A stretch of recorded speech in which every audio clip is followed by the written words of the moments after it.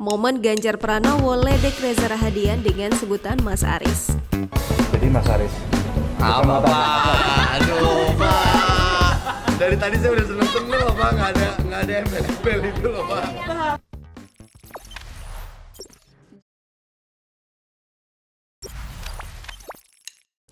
Gubernur Jawa Tengah Ganjar Pranowo bertemu aktor Reza Rahadian di rumah dinas Gubernur Jawa Tengah pada Senin 21 Februari 2022.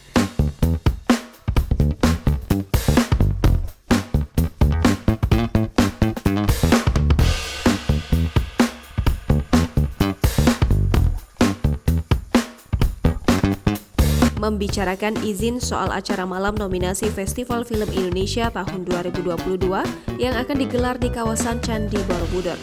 Pada awal pembicaraan, Ganjar Pranowo sempat memanggil Reza dengan sapaan Mas Aris. Jadi Mas Aris.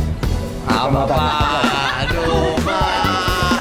Dari tadi saya udah seneng-seneng loh Pak, nggak ada embel-embel itu loh Pak. Apa lagi yang ngomongan? Sapaan Mas Aris untuk Reza memang populer di publik usai sukses memerankan Aris di web series Layangan Putus.